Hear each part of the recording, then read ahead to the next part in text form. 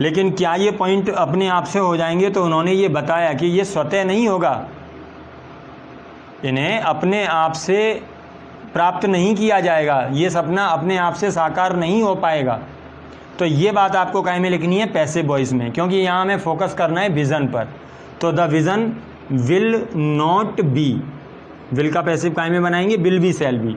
थोड़ी सी ग्रामर को दिमाग में रखिए, जो मैंने आपको पहले भी बताई है कि विल और शैल का पैसिव काहे में बनेगा? कोई भी है, बी फॉर्म में उसका पैसिव बनता है।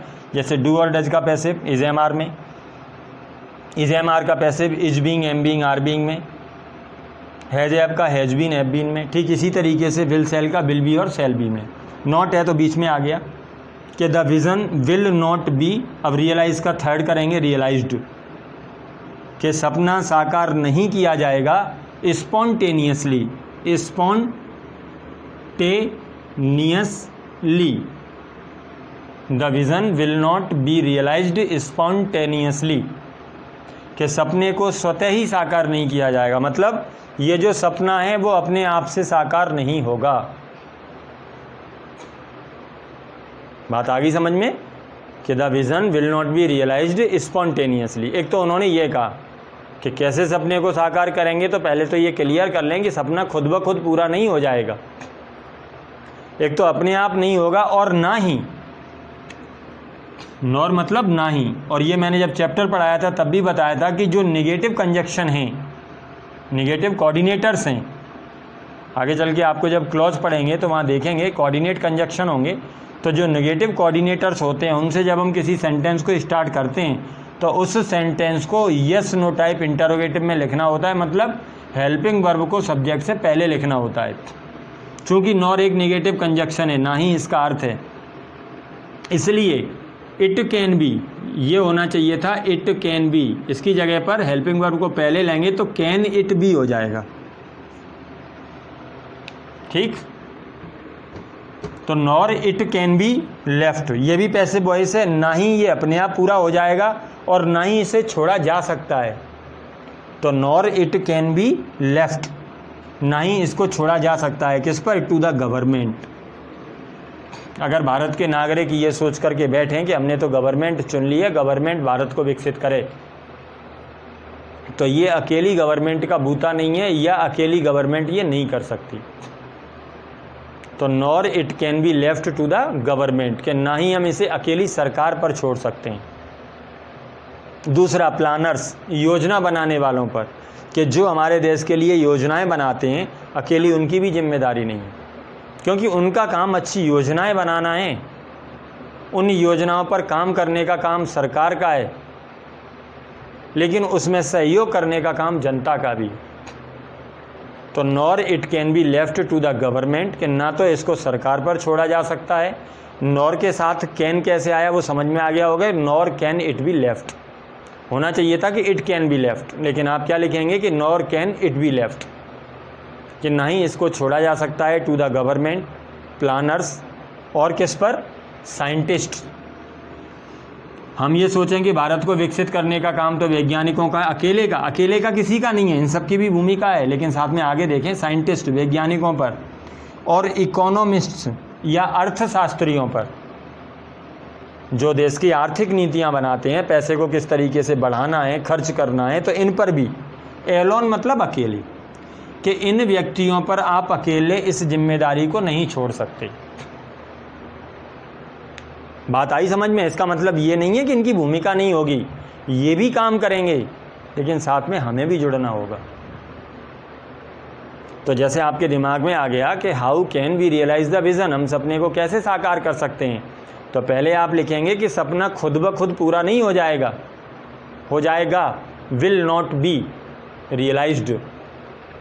तो the vision will not be realised spontaneously, कि सपना स्वतः पूरा नहीं हो जाएगा और ना ही इसको छोड़ा जा सकता है। Nor can it be left to the government, planners, scientist and economists alone, और ना ही इन पर छोड़ा जा सकता है।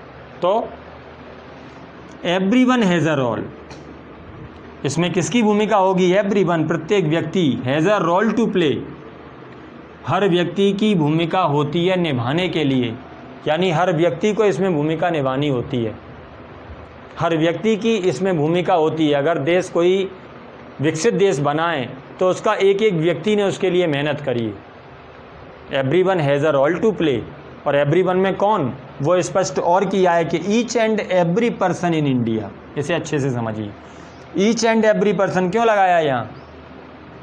मैंने ईच और एवरी को आपको क्लियर बताया कि अगर कोई इस तरीके से आप किसको देखें, ईच को, और एवरी को आप किस तरीके से देखें, इस तरीके से। जैसे क्लास 12th के प्रत्येक स्टूडेंट के पास पेन है, तो इसका मतलब ये बात ईच की हो गई कि स्टूडेंट भी बदलेगा और पेन भी बदलेगा। और यहाँ बैठे हुए सभी स्टूडेंट कक्षा 12 के छात्र हैं, तो इसका मतलब कक्षा 12 नहीं बदलेगा, स्टूडेंट बदलेंगे। तो हर व्यक्ति जो अलग अलग काम करता है यहाँ उसकी भी चर्चा है, ईच इसके लिए लगा है। और जो एक साथ मिलकर के काम किया जाता है, एवरी उसके लिए लगा है। इसके लिए लगा है कि each and every person of India, कि भारत के प्रत्येक नागरिक की भूमिका होती है इसमें। ये नहीं कि अकेले इन लोगों की जिम्मेदारी है। तो अगर क्वेश्चन आपके समझ में आ गया हो कि how can we realise the vision, हम सपने को कैसे साकार कर सकते हैं, तो कैसे कर सकते हैं? पहले आप खुद से लिखेंगे कि ये सपना खुद ब खुद पूरा नहीं होएगा, कि द विज़न नहीं किया जाएगा, will not be realised spontaneously. ना ही, अब नॉर लगाया, ये आपको सोचना है, ना ही नॉर लगाया तो यस नो टाइप इंटरोगेटिव करना है। Nor can it be left, ना ही इसको छोड़ा जा सकता है। किन किन पर, वो आपके दिमाग में होना चाहिए। गवर्नमेंट पर, गवर्नमेंट के लिए ये योजनाएं बनाते हैं प्लानर्स, उन पर, जो साइंटिस्ट होते हैं उन पर, और जो अर्थशास्त्री इकोनॉमिस्ट होते हैं एलोन, उन पर। कि इतने लोगों की अकेले अकेले की जिम्मेदारी नहीं है, तो किसका काम है? कि इसके लिए हर व्यक्ति की भूमिका होती है। Everyone has a role to play. अब एवरीवन का मतलब each and every person in India. मेरे ख्याल से इतनी बात आपके ठीक से समझ आ गई होगी। अगर आपको इतना समझ में आ गया तो अब आपको करना क्या है कि वी शुड एक्ट नाउ। अब हमें सक्रिय होकर काम करना है। अगर हमें इतना समझ में आ गया कि अपने आप से होगा नहीं, इन लोगों की अकेले की भूमिका है नहीं, भारत के प्रत्येक व्यक्ति की भूमिका है, इसका मतलब वी शुड एक्ट नाउ, कि वर्तमान में अब हम काम करें, हमें काम करना चाहिए। और काम कैसे करें वो भी क्लियर किया है कि we should act now and persevere. काम करें और प्रयासरत रहें, यहाँ ठीक से समझिए, काम करें एंड परसवेयर, और प्रयासरत रहें। अब इसको समझिए, एनी सेटबैक्स वी में फेस अलोंग द वे। तो जब आप ये काम करेंगे कि वी शुड एक्ट, ये जो काम करेंगे, इस काम में आपको बाधाएं आएंगी।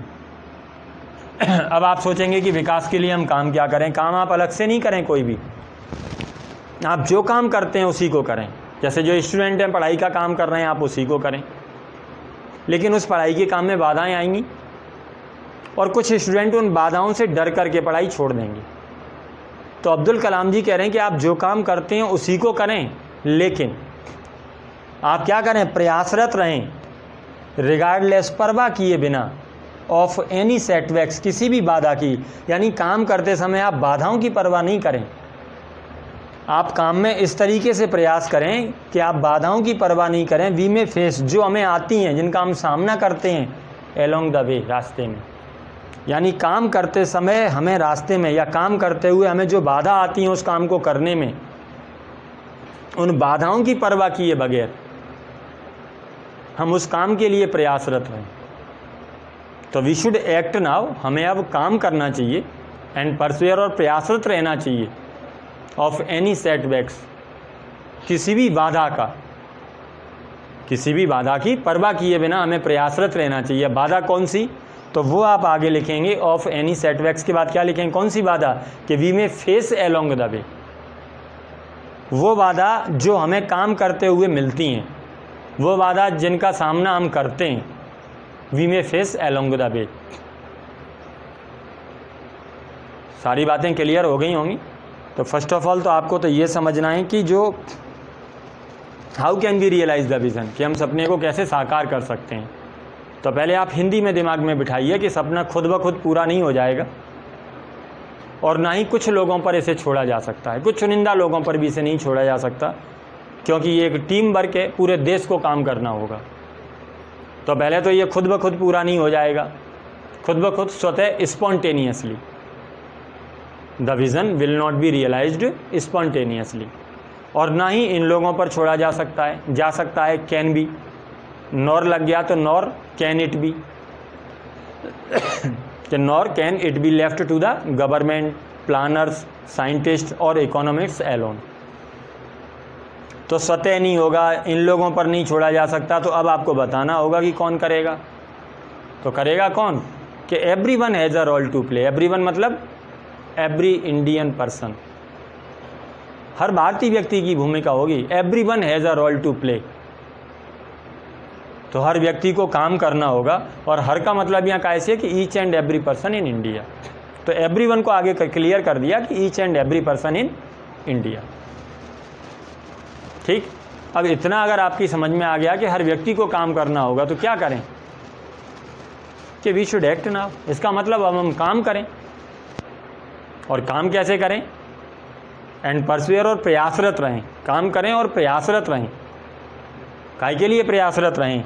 रिगार्डलेस ऑफ एनी सेटबैक्स, कि किसी भी बाधा की परवाह नहीं करें। We may face along the way, जो बाधा हमें इस काम को करते हुए रास्ते में आती हैं, हम उस प्रकार की किसी भी बाधा की परवाह किए बगैर काम के लिए प्रयासरत रहें। यहाँ अगर आपने थोड़ा सा दिमाग लगा लिया तो ये आंसर एकदम से ईजी है। फिर भी एक बार फिर से देखिए, जो फर्स्ट क्वेश्चन है in which area India will become a global leader. Answer नहीं देखना, आप खुद से सोचना है कि भारत किस क्षेत्र में ग्लोबल लीडर बनेगा, ये आपको पता होना चाहिए।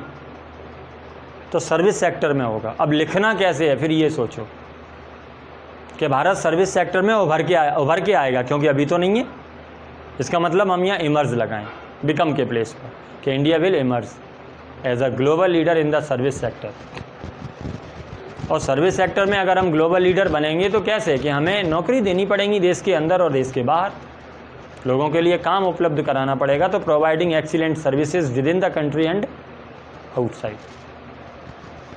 अगला है कि how can good infrastructure contribute to development. क्या जो गुड इंफ्रास्ट्रक्चर है, जो एक अच्छा बुनियादी ढांचा है, तो बुनियादी ढांचा वर्ड जैसे ही सामने आता है समझ में आना चाहिए कि इसमें हम किस किस को मान रहे हैं इस चैप्टर के अनुसार। तो इसमें हम मानते हैं स्पीडी ग्रोथ ऑफ रोड्स को, रेलवेज़ को, टेलीकम्युनिकेशन को एंड इलेक्ट्रिसिटी को, कि ये सारी की सारी चीज़ें प्रोवाइड्स गुड इंफ्रास्ट्रक्चर, कि ये एक बुनियादी ढांचा उपलब्ध कराते हैं। ये कैसे आवश्यकता की पूर्ति करता है, कि जो गुड इंफ्रास्ट्रक्चर होता है वो फुलफिल करता है, वही पूर्ति करता है द नीड्स ऑफ डेवलपमेंट।